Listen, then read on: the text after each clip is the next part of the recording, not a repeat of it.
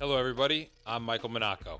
And I'm Bobby Salveson, and we are the Hazmat Guys, bringing you the knowledge and insight to make your job a little bit easier.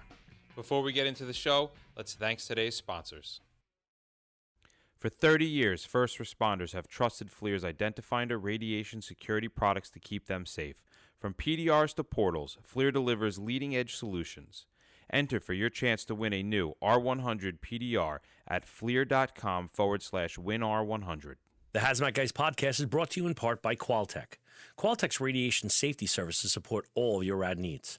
Our complete instrument service program includes calibration, repair, and tracking software, so your instruments are always ready. Learn more at Qualtech, that's spelled QALTEK.com, or 208-523-5557.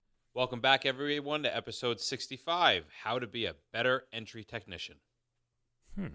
That's a good topic. It is, isn't it? We just did the resource or the science or the tech ref guy. I've heard now a couple of people have sent us emails about that. Yeah, I had a few people go, what the hell's a resource guy? I'm like, Yeah. I don't know, resource. You find the resources. Oh, we take it call for him granted. Science officer. I'm like, well, Yeah.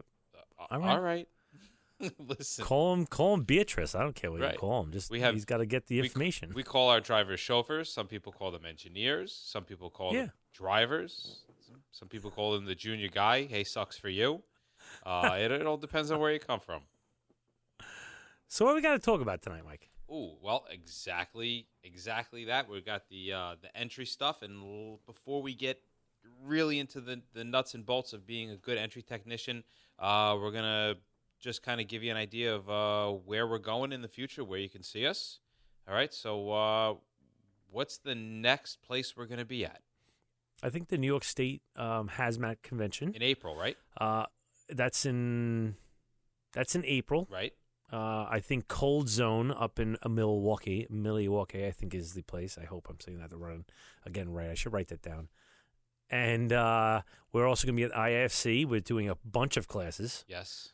At that, I'm very excited. That's in June, and I believe we're also going to be at the Massachusetts State Fire Convention once again, and that is not Fire Convention, Hazmat Convention. Right. All these are Hazmat Convention. Which is a great one.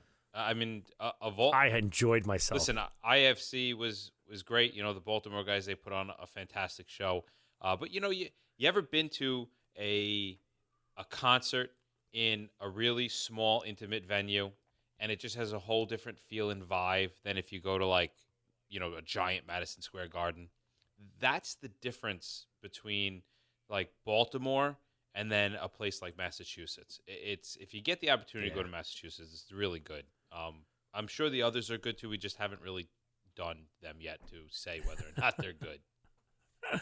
I would like to take a second to thank Dave Matesh from Henderson, Colorado. He made a very generous donation to the show, and I would like to really call it out and say thank you for buying us a few beers. Thank you. Thank you very much. I want to give a special thanks to John Cassidy, who's a lieutenant in the New York City Fire Department, Hazmat Company 1.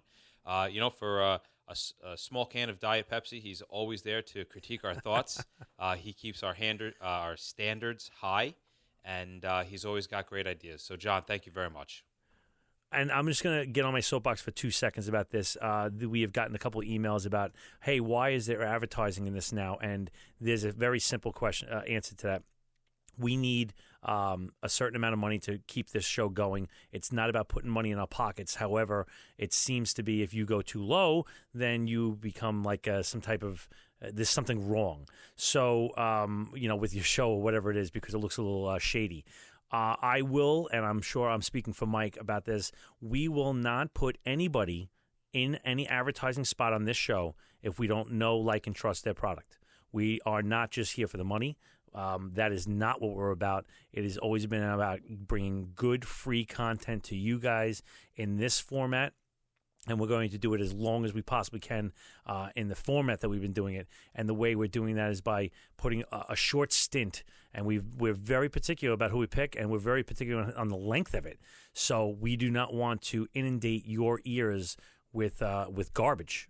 We're only going to bring out the guys that we really think. And to be honest with you, and some of these guys that we're bringing on here, they are the content experts. They are way, way more than us. So we have Fleer, and we're going to have their guru come on and talk about how that technology specifically applies to hazardous materials, which is I'm excited to talk to these They're guys. Actually flying out to meet with us and to do the show in person and to do demos. We said we could do this over the phone. Right. You know that, right? They're like, no, it'd be cool. Right. I'm like, no, that's all right, whatever. So, and to pigtail off what Bob's saying, our opinions and the things that we say on this show, they will never be influenced by the sponsors on the show. No. We have gotten so many requests for sponsorships that we are not afraid to lose a sponsor based upon what we say. So in no way, shape, or form will we ever compromise our content to please a sponsor. Yeah, and they try to send us products so that we'll talk about it in a favorable light. We won't take them. I won't have one unless I buy it myself, which I can't afford a $60,000 meter or anything. But you understand where I'm going with this. So I mean, I might take a look at it, but I will not take possession of it or anything like that. So I just want to let you guys know where we're coming from, so that you guys don't think we're selling out to the man. The man, you know? The man. I would love nothing more than to sell out to the man. But Bob's Mike. preventing me from doing it. Let's go. All right, let's get into entry. So how can you be a better entry person? All right, you're on your team. You're going. You're sitting in that spot. You're doing the thing. Maybe you're brand new to the team. All right. Maybe you've got a couple years on and you're starting to feel your oats. Maybe you have got 15, 20 years on and it's all getting kind of boring to you. Wherever you are in your career, you can always make yourself better. So we've tried to give you a roundabout as to the things that we can do. And I think we pretty much agree on this list. And the first and foremost thing on this list by far is know your equipment. It is the most basic thing that we learn as a probie from day one is to sit down and know every piece of equipment, and not just knowing you have it, not just being like, oh yeah, I think we have that on the rig, but knowing it in the big sense, the big picture. Yeah, and some guys are like numbers guys. Like I'm a numbers guy. So like when how many licks does it take to get to the center of a Tootsie Roll Pop? Or, how many inches does this thing go open? Or how many pounds? Those numbers, for some reason, stick in my head. I don't remember what I ate for breakfast, but I can tell you how many nuts, around on the battery compartment of 15 different meters effortlessly. I don't know why they stick. Numbers stick. It's so whatever your niche is, focus in on it. Know your equipment. Know what it's capable of doing. Really understand its primary function, because you're holding this thing, you're using this piece of equipment, you are the go-to person for that. If you start fumbling around with it and you're not quite sure how it works, or what button do I push, or oh crap, it's beeping, how do I get it to stop it's just, you gotta understand in depth what this thing can do, and what is it capable of doing, and what is it designed to do? And then let's take it one step further and say, right, what is this thing capable of doing outside the box? Oh, I love that term. Right? But it's that is an absolute truth. There are a lot of tools. I'll give you a specific example. A spoon. It's made for eating.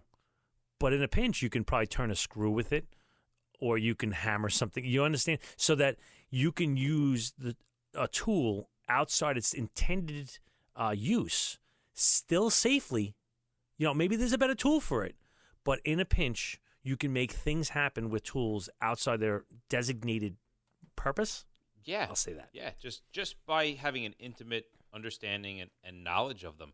And I think we've told this story before, but we had one of the guys in Hazmat 1 took a Vetter pipe clamp and used it to push a gasket back into a leaking bottle of natural gas for driving a bus, and he was able to use it to compress the O-ring back in place and stop the leak.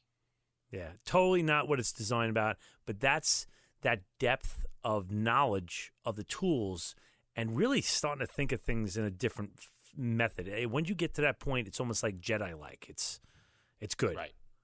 It's real hot.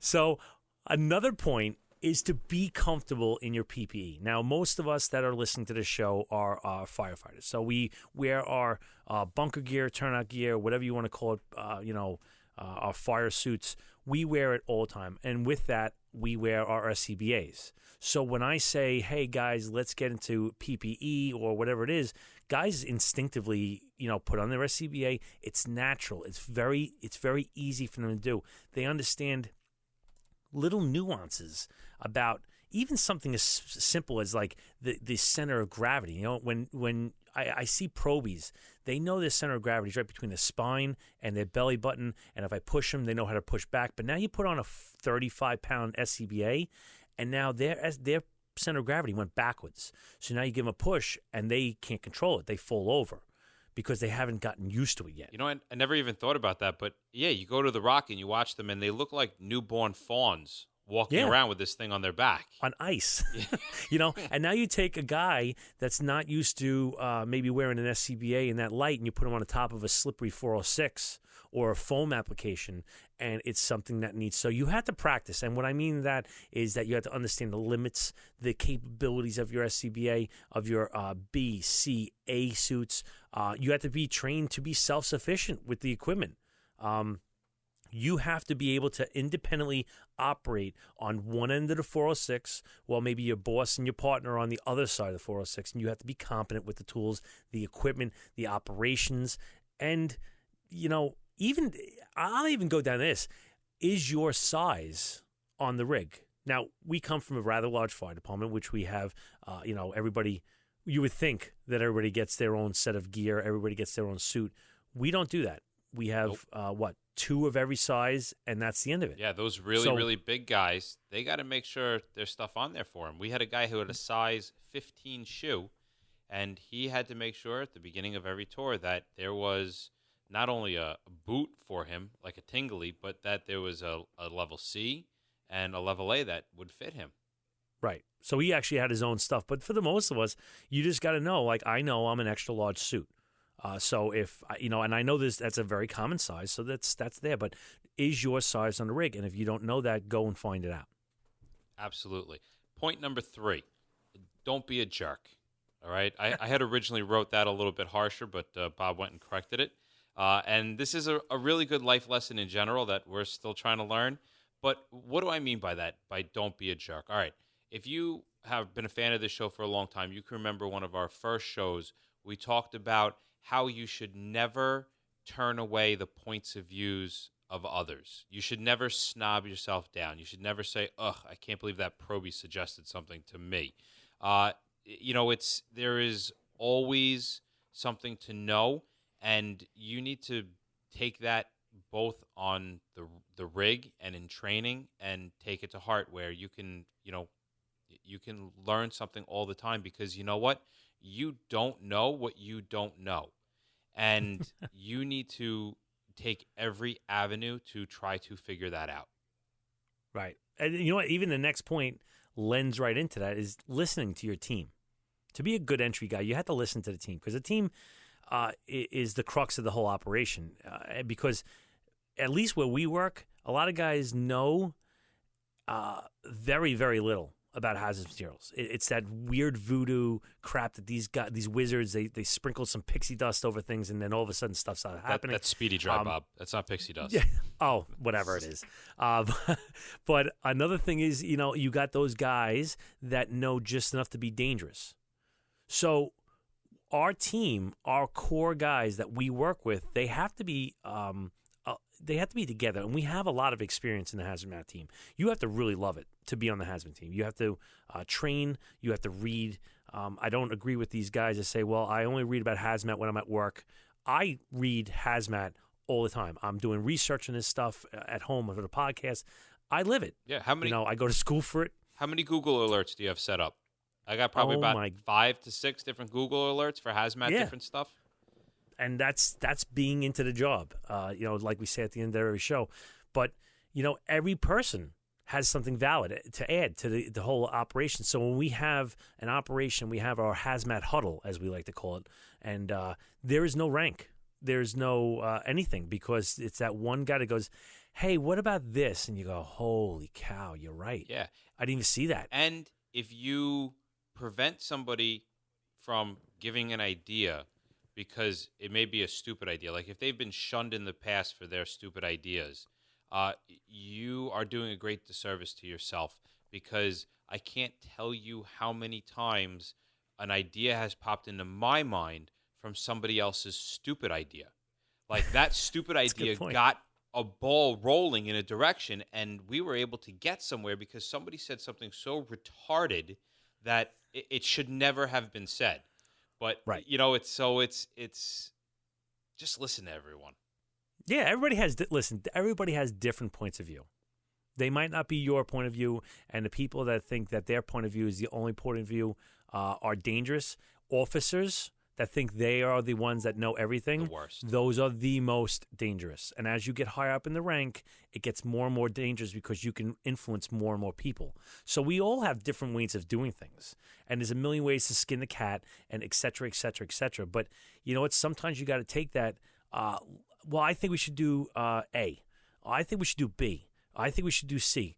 At that point, the officer can say, you know what? I've heard all your arguments. We're doing B. Okay, and that's the plan. We're all on the same page. That's it. And as the entry team, that's what you do. You may have said A, your officer says B. You go, all right, let's make B work. All right. As long as it's not a safety issue and it's not going to be a big deal, that's the only time you can. I'm not going to say you can, but in at least our world, if I put my foot down and say this is not safe, and I could be outgunned by 8 guys, we will stop until it is mitigated. Whatever my concern is, it will be fixed, or I will be replaced, basically. They'll just take me off the scene, be like, all right, go home. Hey, listen, see that fire truck over there? Why don't you go ahead and get on it? Okay, get out of here. So, all right, let's take a minute to hear about today's sponsor. FLIR, a global leader in CBRNE detection solutions, has exciting news for Hazmat Nation. FLIR is giving away one of its new Identifinder R100 personal radiation detectors each month in 2017. Enter for your chance to win at FLIR.com/winR100. This rugged PRD delivers immediate threat alarms to keep frontline responders safe. It also features integrated Bluetooth connectivity that enables situational awareness beyond the front line and up the chain of command. It is IP67 rated to protect against dust, is water submersible up to 1 meter, and drop test compliant to 1.5 meters. For over 30 years, first responders have trusted FLIR's Identifinder radiation security products to keep them safe and prepared. Over 20,000 instruments are fielded globally. From personal radiation detectors to portals, FLIR delivers leading-edge solutions for our first responders. Remember to visit FLIR.com/winR100 to win. Okay, let's pick up where we left off. I don't know, what is this? Maybe the fourth thing that we want to talk about, things that will make you a better entry person. This is learn to slow down. And I don't mean like slow down, like not care slow down. I mean slow down to the point that you're able to take it all in. As a probie, one of my very first captains yelled at me at one of my very first jobs, and he, with a few choice words before this, said, "Kid, what are you doing?" He goes, you just ran into that building, you ran into that fire. He goes, you ever have somebody come paint your house? Did they get off the rig and run to go paint your house? He goes, you're a professional. Act like a professional. You need to take your time and slow down, or you're going to miss something. All right? And that was like almost like a pivotal moment where I was like, oh, wow, like I get what he's saying. All right? Slowing down gives you a better mental picture of what is happening, and it allows us to take off the blinders and see the entire world of what's going around us. And once we see everything, we can start to prioritize as far as what is important, what needs to be done first, what can be held off, maybe I need to sacrifice something in order to save something else, and I can't do that unless I slow down. Or even taking a 360 around the whole thing. Yeah. Oh, let's We don't have time for that. We have plenty of time. Yeah, we have tons of time. we got plenty of time. You didn't. You know, and sometimes the guys across the floor from us in squad, they're like, "Oh, we can time you guys on a calendar." You're right. You're right because we're in information gathering mode right now. Right. We're not in race in mode. Right. Which is never. I mean, listen. The truck is already overturned. Whatever has happened has happened. Whatever is spilling out is spilling out. If another 100 gallons spills out because you need to take a look, then so be it. And then slowing down allows you to do probably one of the most important things as an entry person, and that is it allows us to see how the plan is progressing or constant evaluation. All right, because we may pick plan B and we may start doing something and it may not go the way we want. And I need to be not stubborn enough to turn around and go, listen, my plan's not working. This is not how I was hoping it would turn out. We need to figure something else out. And I can't do that unless I take the time. Yeah. And we did a whole series on that constant evaluation called API, right? And you can go back in our episodes and find that. But that's exactly what it is taking a look at what you have and seeing if it's working or not. Another point is, do I have everything I need? Now, we don't run up to the scene with every pump, hose, and all that other jazz as soon as we come out and we pull the air brakes and we jump off with everything. We don't even know what we have yet.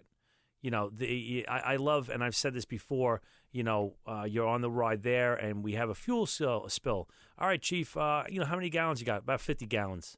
Okay, what kind of car? Oh, it's a Prius. There's no way. That's impossible. So we don't even know if the information we're getting is proper. And the only way to really do that is to take a walk up to the car, up to the scene, up to the emergency, get some people to talk to. We all have cell phones. If we're coming from a distance, you can tell somebody, hey, again, I'm not going to get into the minutia of this whole thing, but, can somebody take a picture and send it to us? Or live stream it. Yeah, hey, listen, move to the left. All right, good. Look down. Okay, stick your finger in there. No, don't do that.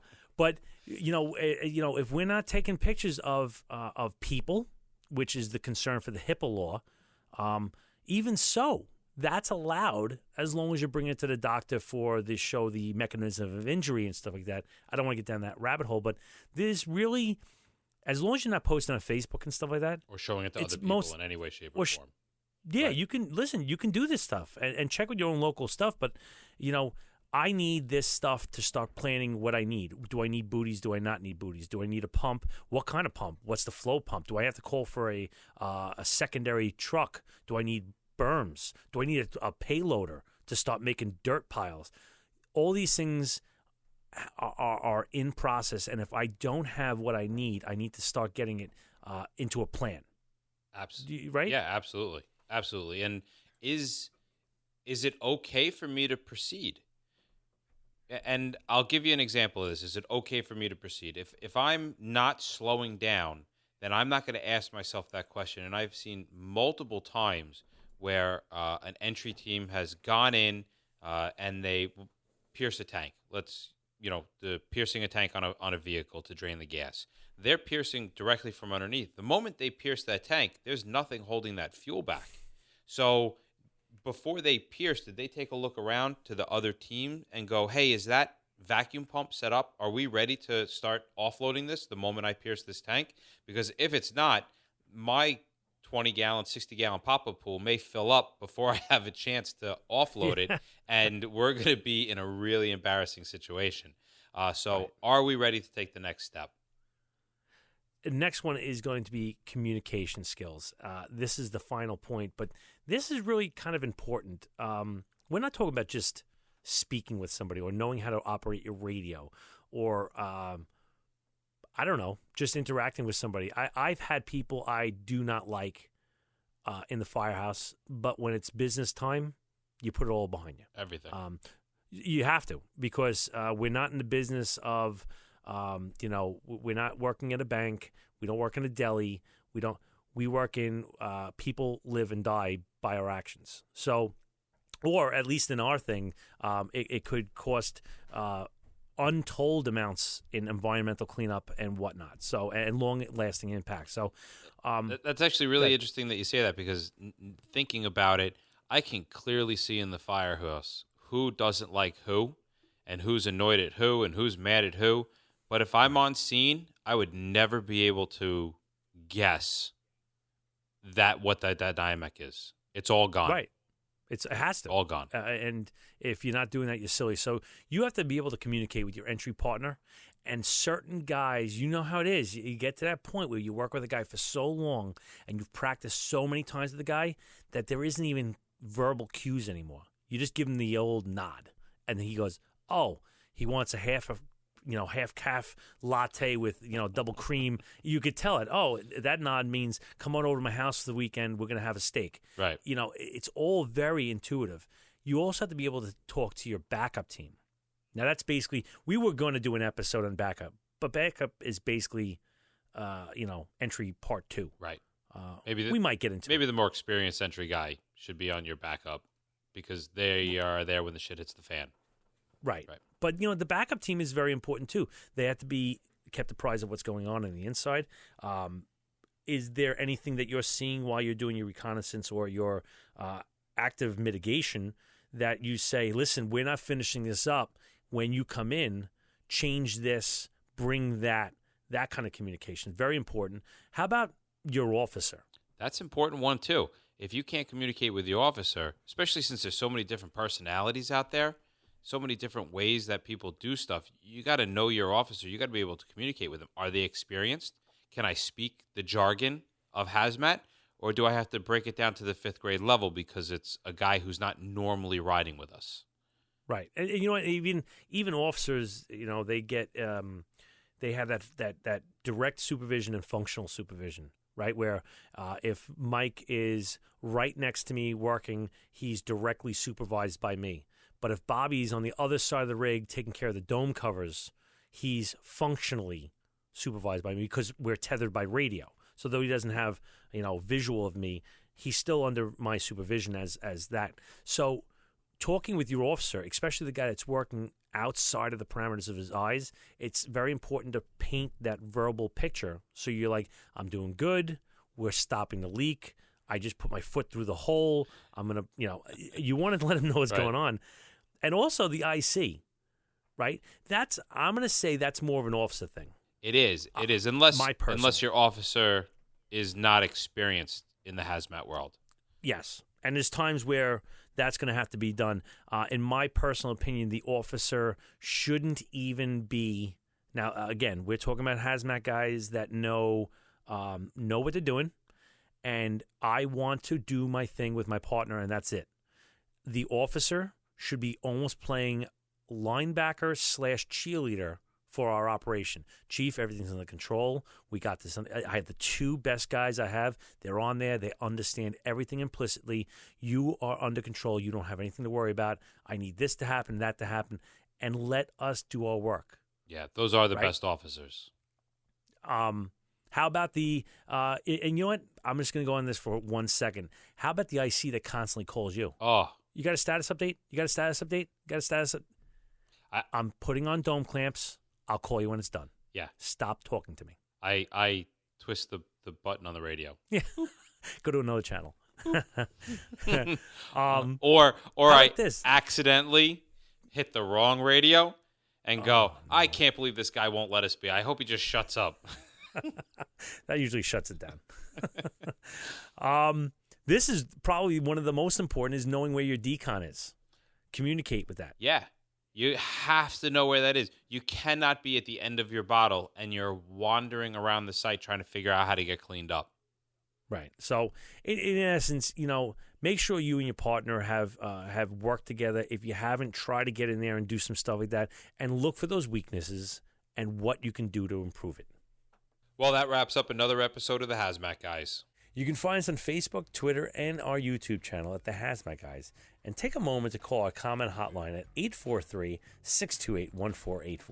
We are always looking forward to your feedback about information or interesting incidents that you were part of. So send us a note at feedback@thehazmatguys.com. And remember, guys, don't just get on the job, get into the job.